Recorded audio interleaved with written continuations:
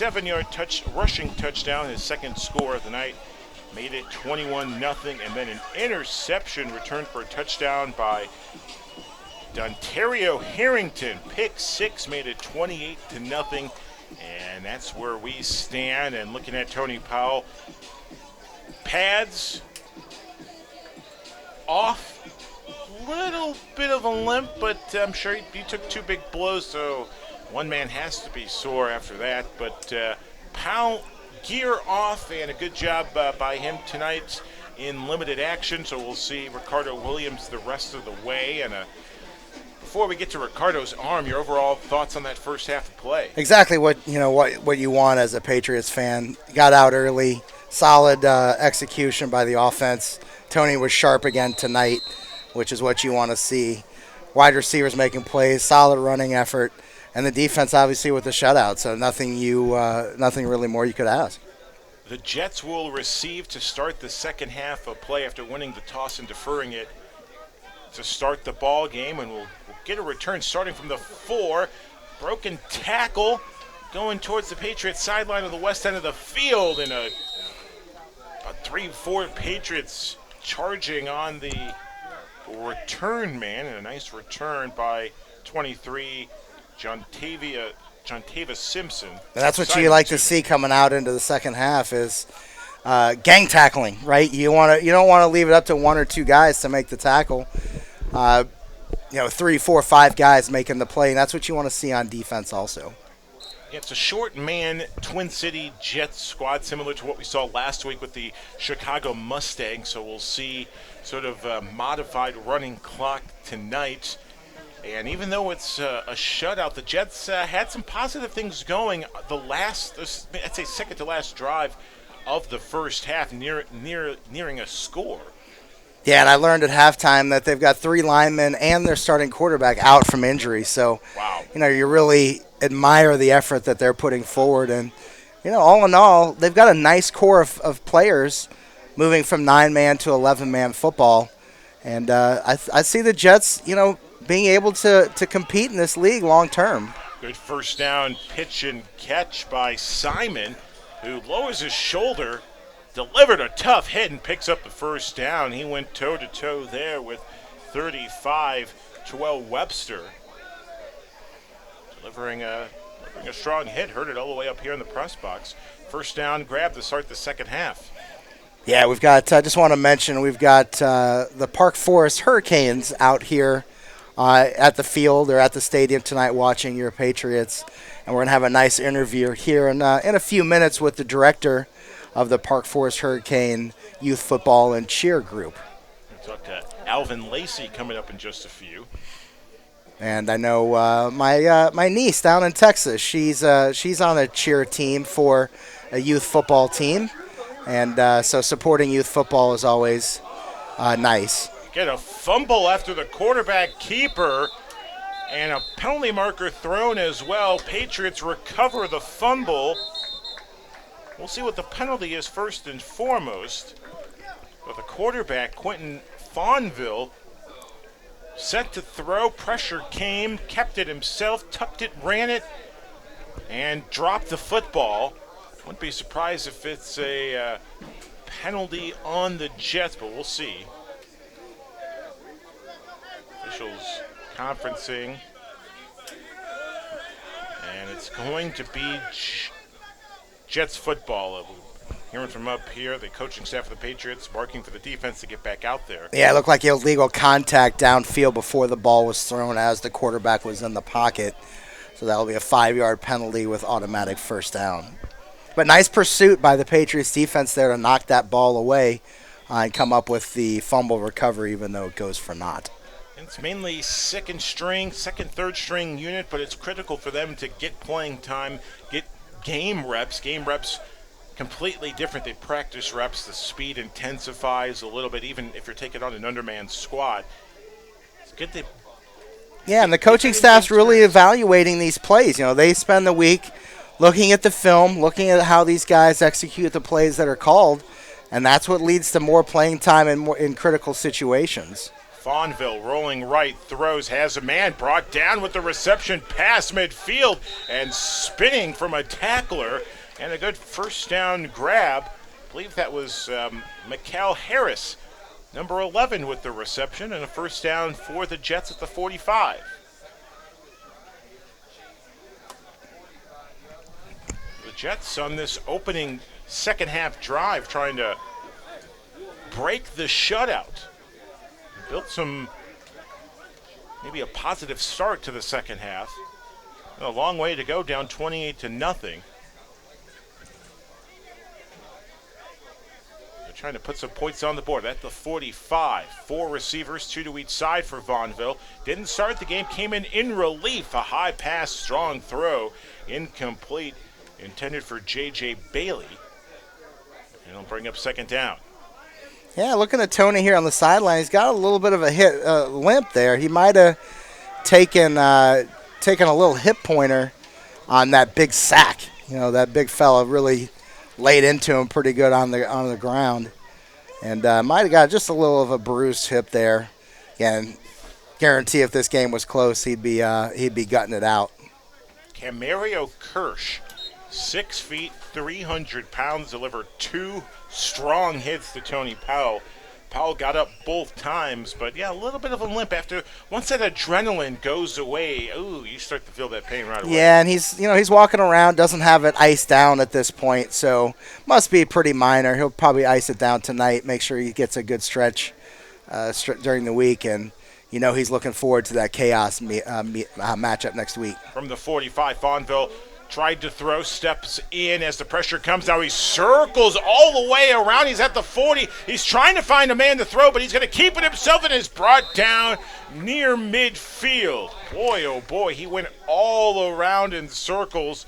He's going to lose about 6 yards, but boy, he was all the way to the opposite end of the 40. But what hustle by Dontario Harrington, nicknamed Sip. He never gave up on the play. Maybe we'll get a replay on that one potentially.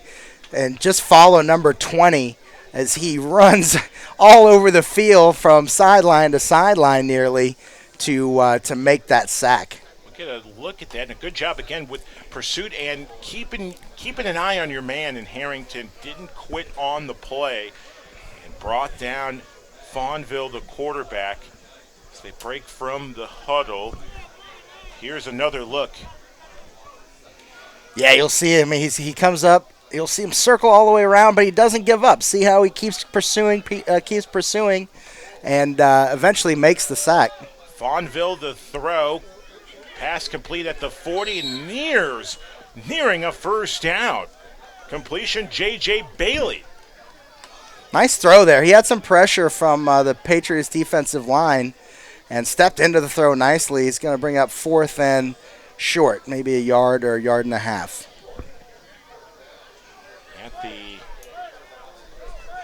Take a look at that last pass. Good throw again. Fonville stepping. Oh, here's that last play again where he goes circles around literally. Again, Harrington just a good job of keeping contained, keeping the pressure. Full head of steam as well on the tackle from behind on the quarterback, Quentin Fonville. 4th and short from the 37-yard line. 9:35 to go here in the third. Patriots up 28-0. Once again, a 4-receiver set. And we get a whistle. Yeah, it's going to be encroachment on the Patriots. And that's going to be an automatic first down for the Jets. So miscues by the Patriots defense extends the drive for the Jets as they're trying to break the shutout. Yeah, and those are the things you don't like to see in this, this stage of the game. Fourth down, you got to anticipate a hard count there. Lack of discipline by the defensive line gives up the cheap first down. 9:15 to go. Clock runs again, sort of a modified running clock tonight. Short man Twin City Jets team. I said this last week, Tyson, if I were a businessman, I'd hire any of these guys. Last week we said that about the Mustangs. This week for the Jets, a losing season, but you still come out, you take the road trip several hours to Tenley Park to still play and finish out your commitment with your team. And we're going to get to incomplete pass, ball nowhere near J.J. Bailey, but we're going to get a holding penalty or an interference on Alex Fuller, number 7. It's a clear holding. I don't know what the heck he's thinking over there. He's obviously an undisciplined play. No need. Once you bump him out of bounds, he can't be the first one to touch the ball, and yet he rides him out of bounds and holds him 5 yards out of bounds. It's a crazy play. It looked like Fuller. Yeah, we saw the replay. He pushed him out of bounds, and that was sort of an aggressive push after the ball hit the ground.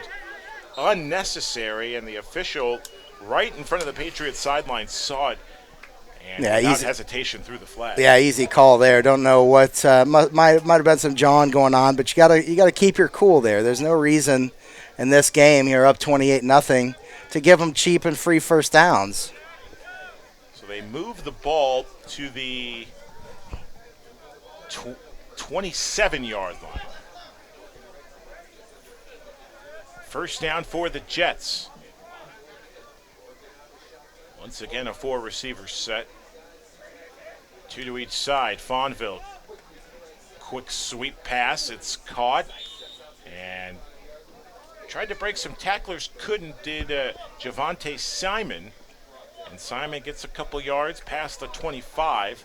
And it's second down after a gain of about 2 yards. Better recognition there by the secondary of the Patriots. They saw the quick pass.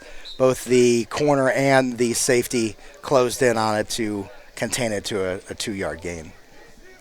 7:45 to go in the quarter. Taking a long time in the huddle are the Jets. Try to draw up a good play.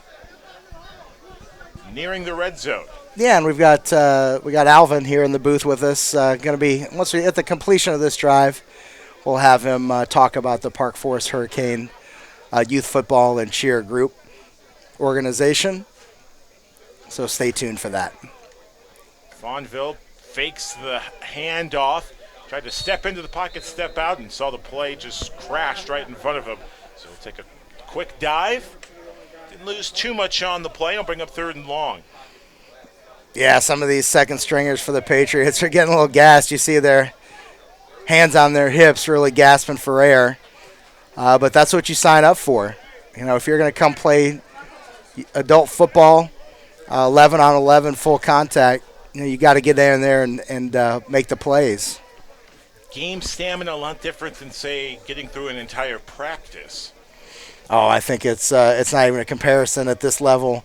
You know, practices are more for execution, working on timing.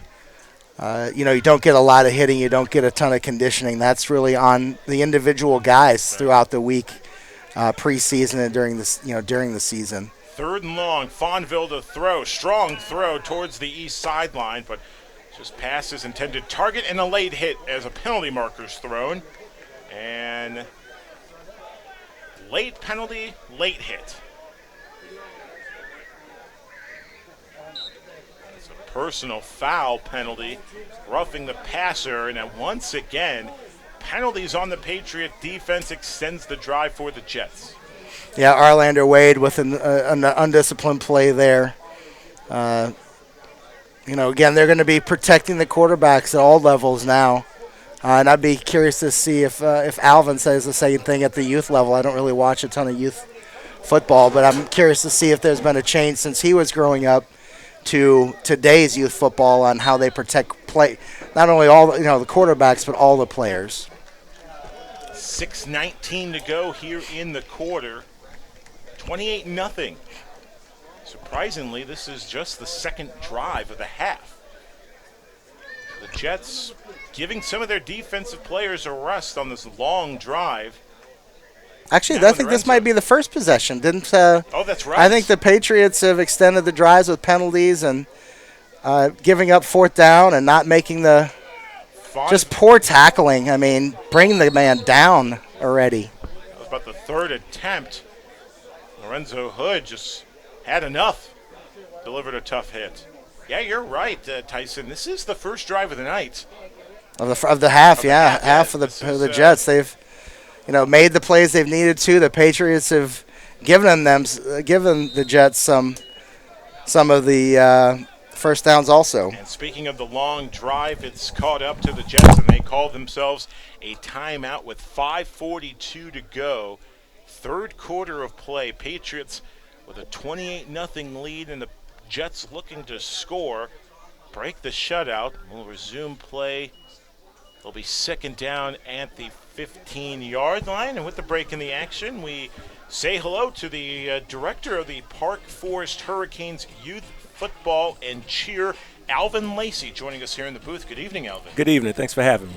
Growing up, who was that one football player or players or team that you said, man, I got to get involved with football somehow? Steve Atwater. Steve Atwater, the safety for the Broncos. Yeah. He was a nasty hitter, brought the lumber. And I'm a diehard Broncos fan to this day, from Al Wilson, John Mobley to, Dan Neal and, Trevor Price, all those guys, Shannon Sharp, Terrell Davis, Mike Anderson, Olandis Gary. It's just a tradition, It's interesting you mention Atwater's name. I lived in Wyoming for a period working in radio, lived in Cheyenne, so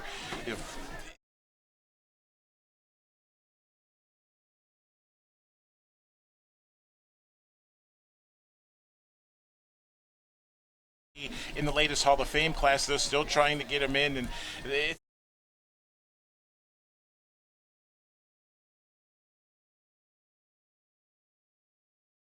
You stay out there, you should. You have a great organization, great history, and the epitome of excellence year after year. Even if they don't make it to the pinnacle, which is that Lombardi Trophy, they still push and strive, and you see the excellence of the work ethic of that organization from top down. change a quarterback for the Jets as they throw on the second down play, and it's an interception. Substitution in the quarterback spot turns into an end of drive, and a heartbreaking way to end the drive for the Jets, who were driving near the red zone, and a costly interception as Alex Barvikov came in replacing Quentin Fonville and throws an interception. So a good job by the Patriots defense after a lengthy drive, preventing the Jets from scoring. Third interception by the Patriots secondary, and the Pats will have the football for the first time in the half coming up in just a few. So from the Rocky Mountain West, where'd you grow this affinity for the Broncos? Out here. I'm a Chicagoan, and sometimes it's just you see that one play, and I think that one play was when I saw him just tee off on Christian Okoye, and it was a little guy versus a big guy, Right. that type of story. And when he laid him out, it was unbelievable. And from that point on, I was like, whoa. So did you play football? Yeah, high school. I played at Bloom Trail High School for a couple of years. I played battles of dual sport. Played DB, and I was a point guard there also. How important, as we'll get a penalty marker before the snap, looks like it's going to be encroachment on the Jets. We see specialization over the years, football, basketball, baseball, where it seems like the youth, parents are pushing the youth just to play one particular sport to become good at that particular sport. You playing multiple sports, how important is it for kids to play multiple sports and utilize more of those muscles? Even in this day, college coaches look for 2-sport, 3-sport athletes. Right. For different variety of reasons. One, you could be, the go-to guy in football, but you may not be the go-to guy in basketball. And so, what type of teammate are you? Right. When you're not that guy? So that character. I tell our kids all the time, talent gets you the offer, grades get you the scholarship, Right. but your character helps you maintain it, both of them. And so when you're activating those muscles and those muscle groups, that muscle memory, and you're learning about acceleration and deceleration, Right. and what an IT band is, and dysfunction of this muscle, you want to be versatile as much as possible to make yourself in the beauty of the eye beholder, so to speak, Right. Because everybody is going for the same goal. Right. And when we break it down to our youth is, when you get to high school, from the youth level to a high school level, everybody on your team is going for the same thing, college scholarship. Right. If you go to broaden it a little bit, everybody in your conference is vying for the same thing. Right. Then you have to go from everybody in the state and then everybody in the nation. So you can't just be that one sport athlete, because it's kids now that's playing all year round, doing other things to make themselves better, faster, stronger. It's a different kid than when we were kids. Right. They're bigger. They have more at their hands to download and to get the knowledge. And, right. Even the training is totally different. Growing up, you would just throw some weights on your back and do some squats or a bench outside, Right. So it's totally different now. Spending time with the director of the Park Forest Hurricanes, Alvin Lacey, joining us here at the press box here at Andrew High School. Just over 3.5 to play in the third, 28-0. Pats with the lead. And on third down, Williams will throw. Pass completes, and a good pass and a catch for the first down. Nice job. Nice throw once again by Ricardo Williams. Coming in relief. It was Greg Barksdale on the reception and a first down at the 40-yard line. Well, you mentioned correctly about technology, sports science, training, how it's evolved over the last decades or so. In youth football, how important is it to try to get kids to understand more of how to strength train, how to stretch, how to keep yourself playing for the longevity. The longevity. It's a double-edged sword in this generation because they have social media. Yeah. And they see the pros do certain things and they want to emulate that. But they don't see what they do behind the scenes to get to that point. Right. So your diet is number one, hydration, those type of things don't change. Yeah. The formula doesn't change. So to get them to come out from the video games and things like that and to be into the social atmosphere of working as a unit, it's not as hard, because a lot of kids still love to play, and they still have that desire to go to the next level and to be great. But it's just taking the time to do the little things correctly all the time, to make sure that the longevity is there. Teaching them that, hey, you got to eat right. You got to stretch.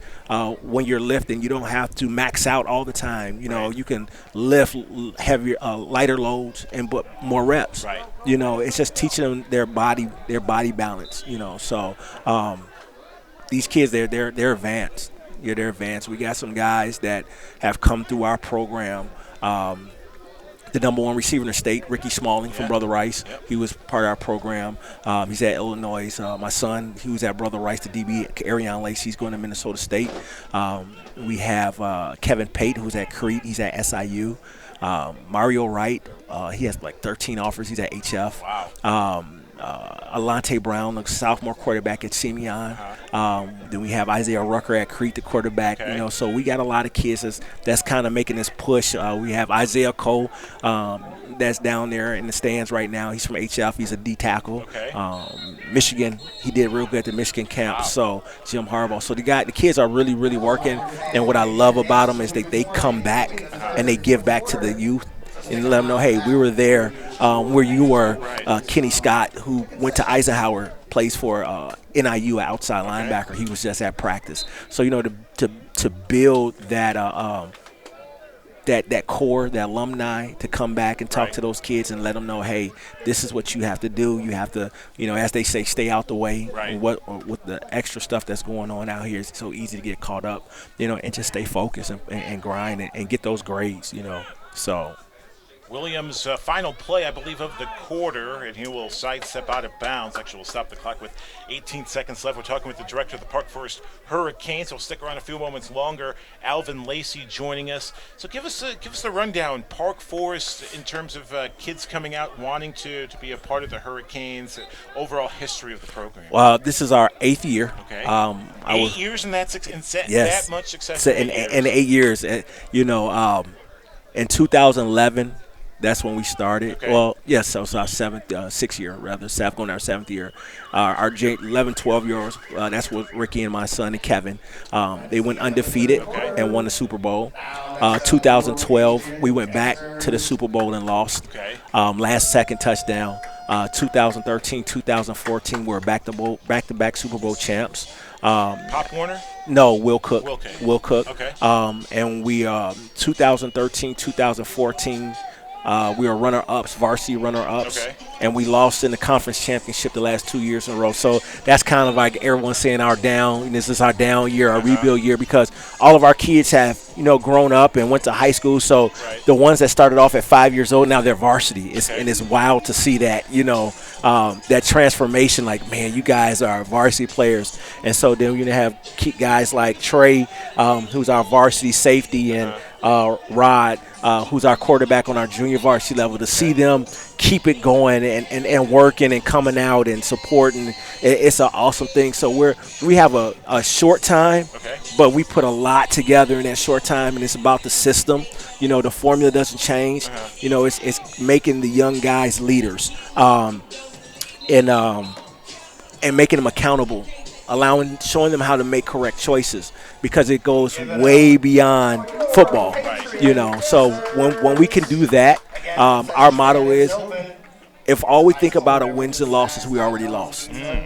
It's because you'll lose a kid on the interim. You don't know what they're going through at home or at school. Kids getting bullied, may have lost a parent, Right. someone close to them. So we try to make sure we incorporate that family atmosphere within them. Was that important to sort of streamline the fact that let's make this Park Forest Hurricanes team more than just football, Yeah. more than just getting you a scholarship wherever it may be. It's more career building and Yeah. character building than Yeah, anything else? it's the social, because you never know, when you make those bridges, when you have to cross those bridges Right. again. So you may have to come back to somebody that through the program, be it business, be it college. I've seen it where, a kid puts a call in and say, hey, coach, this kid is a baller. He's just being overlooked, and they offer him just because of that. It's building relationships.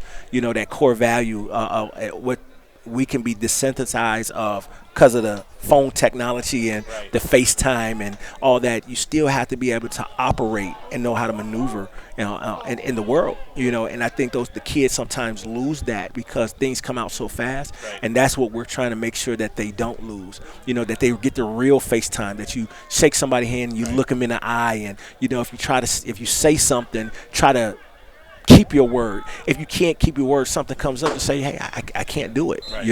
If you need help, ask for help. So Spending final moments with Director of the Park Forest Hurricanes Youth Football and Cheer, Alvin Lacey, here in the press box as we start the fourth quarter. 28-0 is the score. About Will Long. Thoughts on that was my Will? guy. Will was my god brother. I've been knowing Will, Rose, we all call her, since he was 9, 10. Jason and Vania, and he was a ball player. Will in high school was a DB, and then he played safety at Augustana, and he was a ball hawk, but he would come and put them shoulder pads on you. Yeah. And once he got done with college, he kind of came back home. He was like, big bro, I want to coach. And I'm like, come on, let's coach. And just that short time that the kids got to be around him, they were heartbroken, when he passed, because he was just so impressionable with Will. He gave you everything that he had on the football field. He gave you, if you needed something, he was there. If the kids' ride wasn't there, I'll take them. I'll wait with them. Go ahead. He was just that type of person, and it was transcendent. It was just good stock. Ma and Dad just put that work ethic in him, and that never say never. I don't quit. Type of attitude. Even when I told him, he was having those problems, with his knees and stuff like that, and I'm like, I think it's time for you to hang it up. He was so hard-headed because he loved the game. He loved the Patriots. Right. Mom was like, let's go to the game. What game? Will. Oh, he's playing? And I'll walk to the gate, and I'll look at him, put my hands on my hips or fold my arms, and he'll I'll talk to you later, type of thing. Like, yeah, we're going to talk. I told you not to play, but, man, he's just a lovable person. the impact again on the kids was tremendous. Sports could be sort of the conduit to The link. yeah. It's that link to finding to create those type of people. Yeah. And building role models. Again, you could look up to someone per se their football talents, but when you really get to know them, that's where you build a Man, relationship. it was priceless. You couldn't put a value on it. Just the giving of himself and the time. We'll get out of practice and he'll come to the house and just sit and we're talking football, or as old as my kids are, I have a 21-year-old, but he was playing at Carthage University, and whenever he come home, the first thing he'd do is start wrestling with him. He was a big kid at heart. He was very playful, but at the same time, he was going to give you some instruction. Sometimes as adults or with your own kids, we can't get through to them sometimes, but he would come and say something to him, and yeah, you're right, Will, this and that, or I'll get on the kid in practice, and next thing you know, you'll see him with his arm around him on the sideline in the corner by a tree, building that conduit, that presence back into him for him to get back out there again, And he was just a big kid at heart, man, and we miss him. We miss him a lot. The alumni that had the chance to really spend some time with them, they always, man, Coach, I wish Coach Will was here. I wish I could talk to him. I wish we, because Coach, he'll pop up to the games or pop up to a practice, things like that. They miss that, and for a young man that young to give of himself, that was very special. What a kick by Rafael Alvarado with a strong kick through the uprights. 31-0 Jets with the lead.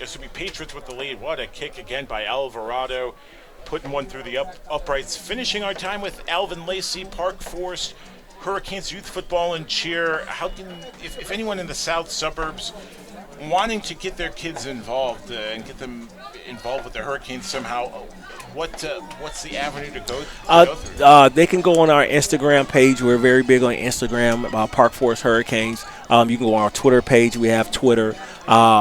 Forgive me about our website because we have a website, but I can't remember what it is right now. But you can go on Facebook also, and then we have an app through Team App. Okay. If you go through Team App and download that, you can click on search for Park Forest Hurricanes. Our app will pop up, and you can get to us like that. Or come to, I own a barbershop. I'm a business owner. Yeah. So you come to my barbershop and, talk to me right there in Park Forest at 110 South Orchard Drive in Park Forest. Because we're building something special out there. Not only do we have Park Forest Hurricanes, we have what we call Legacy Sports. Okay. That's my high school 7-on-7 travel team. Okay. So we got an avenue where we follow the kids through high school. We do ACT prep testing and SAT prep testing. And we also do training, speed and agility training also for the kids. So kids come away from Danville, Illinois. Wow. It's a young man that plays for the Jets, Glenn Royale. His nephew plays for me. So. Wow. So, that's a 2-hour drive, that these kids come in on Sunday mornings in the wintertime, 6 a.m., and we're out there practicing, so. You mentioned something that stood out, ACT and ACT prep. Why is that so important? You can have all the talent in the world. You can be the best player on the field. But if you can't pass the clearinghouse, your talent is just wasted. Right.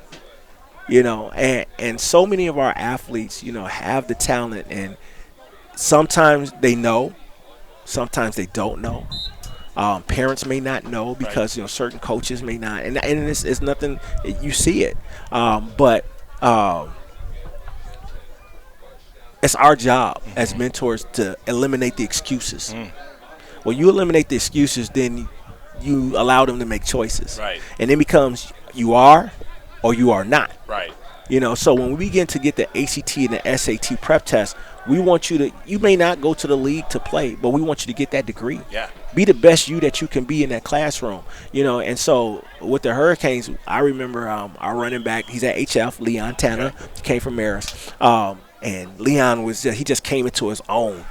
And we end up having to sit him for like 3 games. Like, Leon was a 4.0 GPA student, but sometimes we get that I'm a stud athlete attitude. Right. And his mom came and told us, and he had to sit. we kept winning. And he's like, Coach, I got my grades up. You got to sit.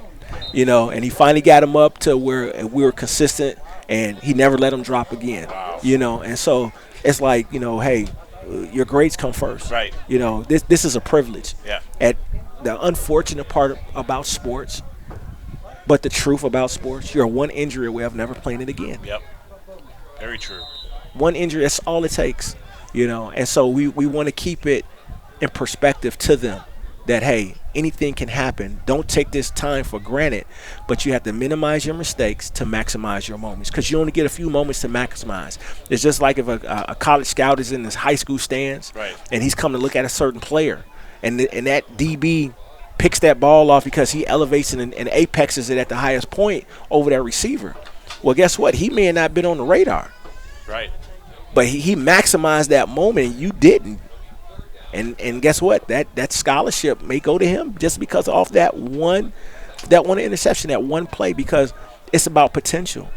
If someone can see the potential in you, right, the growth in you, the value in you, that's where the offer comes in. Not as a talent, but as a person. Before we let you go, you can't sugarcoat how football's a physical game. We understand it. We've grown to love the physical nature of the game.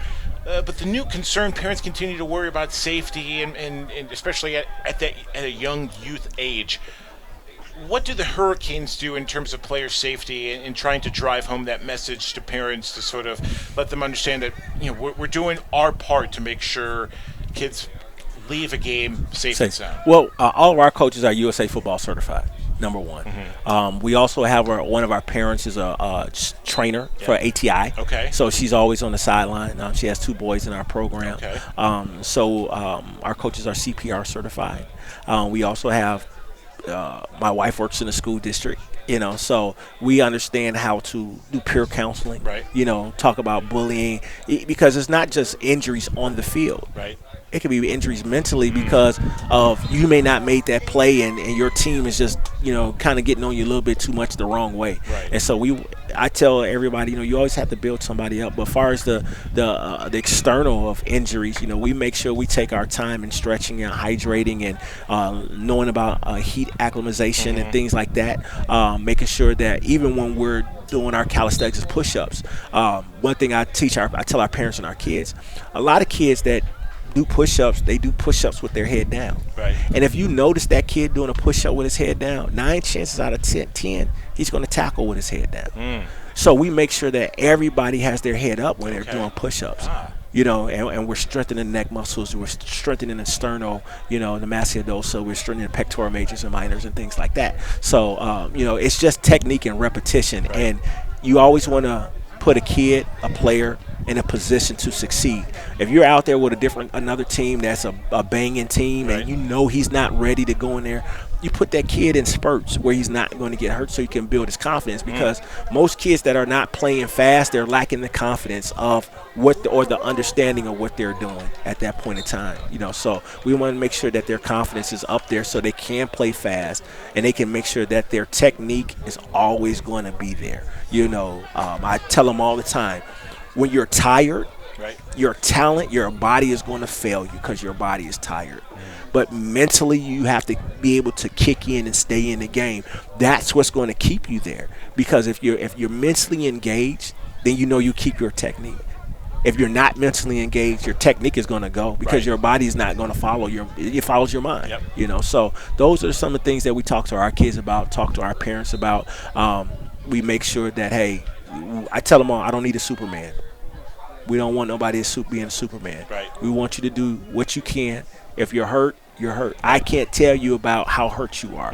And I think as adults, some get up. It's a tough sport. Right. Get up, get back. No. If he's hurt, he's hurt. I'd rather save him for the next game and make sure he's okay, than put him in and then he can't play for the season or he's done for a career. Right. This is first of all, it's supposed to be fun. We cannot live our life through the kids as much as we love the sport, and I see that a lot. I've been coaching for 17 years now on the youth level. Now with Brother Rice in the varsity on this DB secondary coach. But it's got to be fun for them. Keep it fun, and they'll stay safe. I grew up in the northern suburbs, always jealous of the football clubs in the south suburbs and the south of the city. I don't know what it is about. I don't know what we're missing in the northern suburbs. We'll have to find that missing link. I mean, you know what? They're out there. One thing that I like about the northern suburb kids, their work ethic is like unbelievable. We have a kid, Dorian Pollard from Hinsdale. Yeah. I trained Dorian, and he's going to Ball State. And when I say just phenomenal, like the work ethic is ridiculous, And sometimes the southern kids, we're looking at our speed and stuff like that without the work, but they have a lot more. The difference is with their work ethic, and you can really see it. They have a lot of avenues to go work. Out here, we really don't. They're starting to build, So, but there's some good kids out there in the northern suburbs.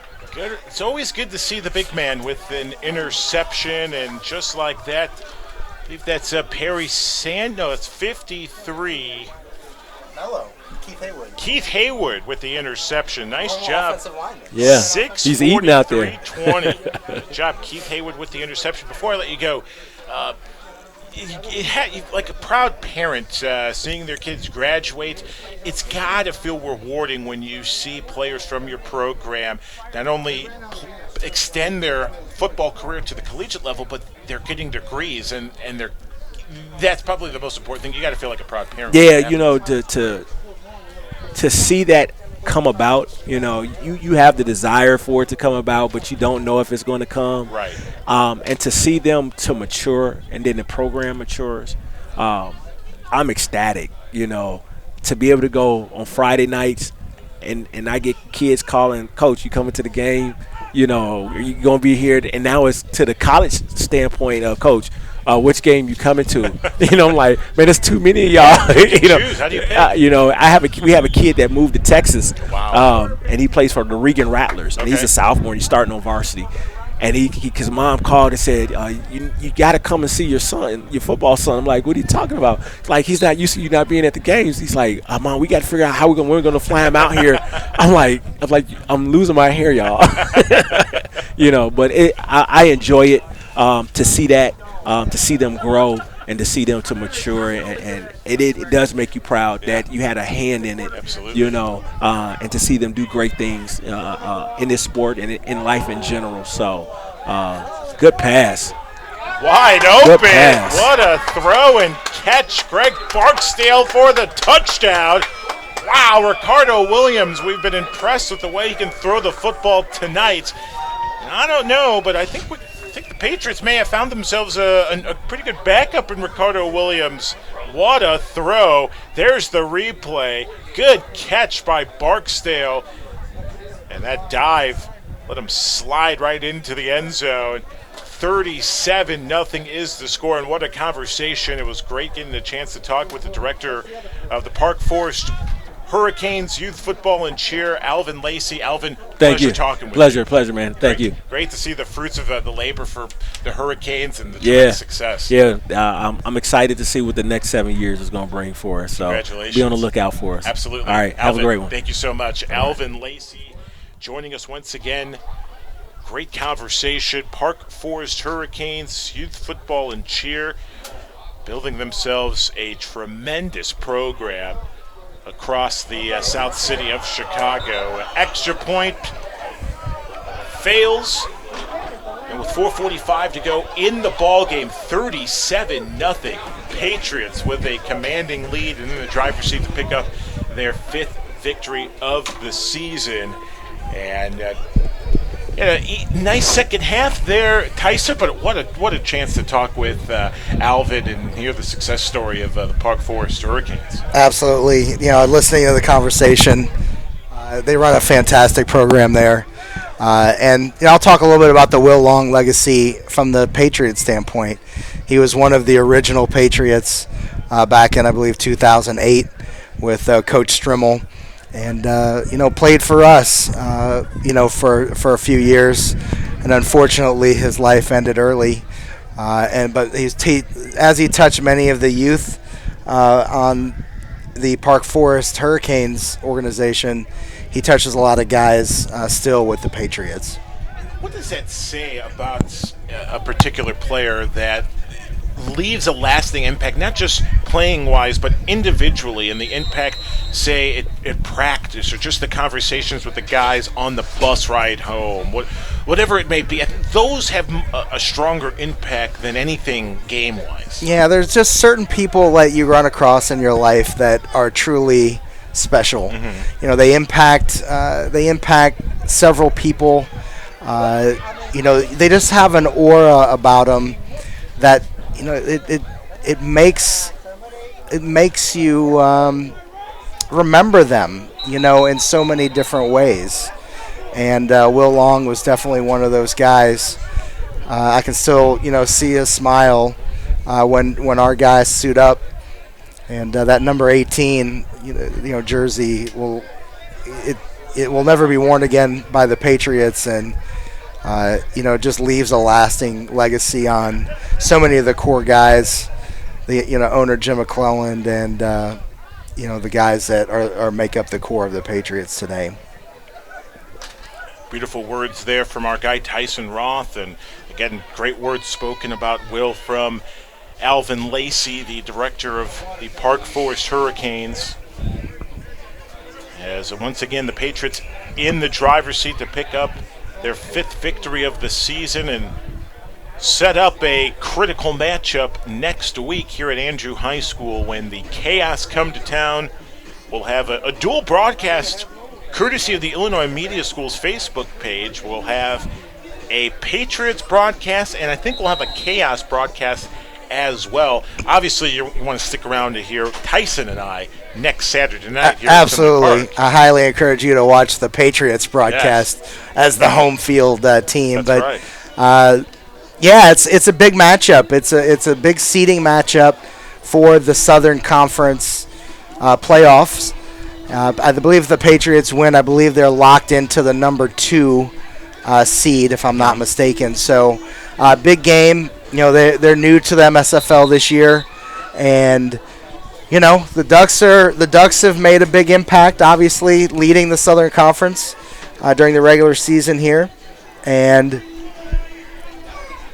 you know, the Chaos they want to cause chaos in the new MSFL. So correction, that's only radio for them. So luckily we get the full treatment here next week. But wanting to bring this up as the Jets have it. They were far back in the end zone at the 5. They start this drive as the clock winds down again with just over 4 minutes to play.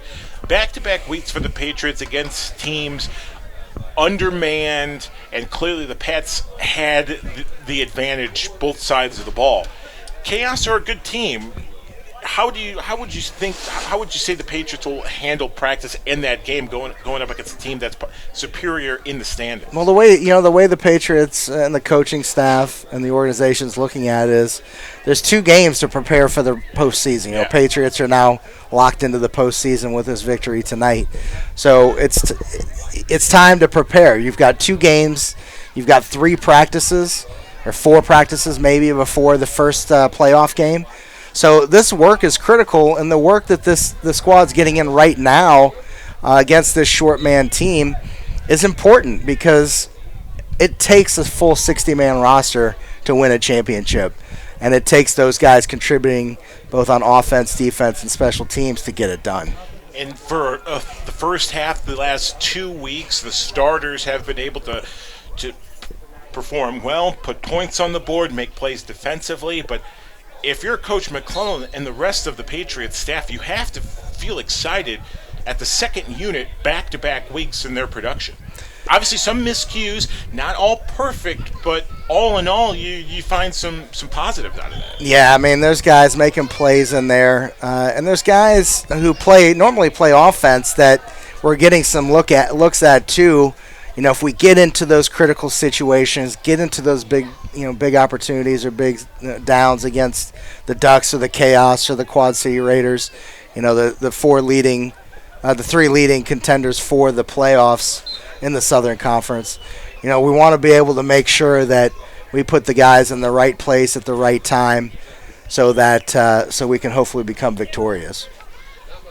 Nearing the 2-minute warning, 37-0. Still a lot to play for on the defensive side to hold the shutout. Weren't able to do that last week in Downers Grove against the Mustangs as we hit that 2-minute warning and an important stretch of games for the Thunderbolts. They needed a victory tonight to clinch a playoff berth, and they're 2 minutes away from doing so, up 37-0 over the Twin City Jets. Please pick up all in the trash. Another good crowd on hand here in Tinley Park at Andrew High School. We anticipate another great crowd next week. Final home game of the regular season for the Bolts, but they hope a victory. They hope next week can lock up a home playoff game. In a couple weeks' time, again, we'll have the game against the Chaos for you next Saturday night, 7 o'clock kickoff here at Andrew High School. Game will be streamed live on our Illinois Media School Facebook page, 7 o'clock next week, and a big thanks to our crew. Couldn't have done it without director Tim Helms tonight. Eric Willowhite, one man, 3 cameras. Sensational job this evening. Way to go, Eric, and a great crew.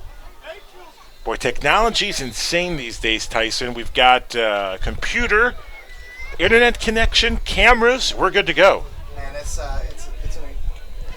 it's an incredible production that you guys put on through the Illinois Media School. And, I mean, you've really taken our broadcast to the next level. And from an organizational standpoint, you know, we are thankful to have you guys here. And, man, we look forward to, you know, having a relationship with the school and you guys for a long time. And if you're a Patriot fan watching this at home and saying, you know, maybe I could be better than this Julio guy talking or Tyson with the commentary, beonair.com. Check out the Illinois Media School, beonair.com. Classes throughout the summer and into the fall. Emphasis programs, so you could, just like Tim is doing, direct a live broadcast. beonair.com. Check out the Illinois Media School for more info. Yeah, and I think it's appropriate that this time we give a happy birthday message out to Joe. I think it's Joe's birthday That's today. Right. Joe DiGiacomo. He's out in Oregon. Out in Oregon. Oh, I thought maybe he was enjoying the Cubs game. I wasn't sure what he... Oh, that's true. He is out on assignment there. Well, I'm sure he was enjoying the Cubs game or living on the edge with the Cubs as he normally does. I've never met someone who lives and breathes every baseball game, the marathon season. But wow, that's glutton for punishment right there. 162 right. Potential stabs in the heart. I don't know how they can do that. I can barely put up with 9 or 10 Patriot games, let alone 162 baseball games. I'm sure he'll be back next week for that important game against the Chaos. Our director, Joe DiGiacomo. As the clock winds down, Patriots are going to pick up another critical victory. They'll improve to 5-1 on the season. And Ricardo Williams looked impressive as a backup quarterback tonight. Yeah, once he got his sea legs under him, again, I have not seen him really do a lot of work in practice. So and even at halftime, I think he threw about 5 or 6 balls. He threw 5 or 6 balls. Patriots trying to score one more off that short punt that bounced at about the 15-yard line. I'd say close to the 20-yard line, but hey, you know, if you're a second team guy, you want the ball in your hands. Yeah, you're trying to make a play here. I wouldn't be surprised now if the Patriots do kneel the ball here, and you know, take away the 37-0 victory. Pitching a shutout, how important is that for the defensive unit? Looks like actually the Patriots got called for roughing the punter. They didn't get a hand on it and took him out, so they're going to give the Jets a 15-yard penalty and the first down. But a good effort. Defense has to feel a little sense of pride pitching a shutout tonight. No question about it. You know, with as many guys as got the run on defense, it's really pretty easy to give up a cheap, touchdown. But, guys made the plays when they needed to, contained any of the deep, long plays, and again, a nice victory for the Patriots tonight. Undermanned, yes, but the Jets played arguably to the final whistle tonight. No question. I mean, even right now, they're coming out here. They're going to try to make plays Patriots got to be ready for them and keep that shutout intact. Winding down, 30 seconds left in the ball game. This more than likely will be the final play of the game, and the Jets will take a knee. A little aggressiveness there from one of the defenders for the Patriots. Going to the final whistle. A little handshake there with one of the guards, and that's going to do it for this ball game. Handshakes all around. Guys toughening it out, battling it out. Patriots will pick up the victory, 5-1 on the season, 37-0, the final score. And the final score, you're looking at Patriots 37. Big victory again for the Pats. And the last regular season game here at Andrew High School, 7 o'clock, as they'll take on the Chicago Chaos.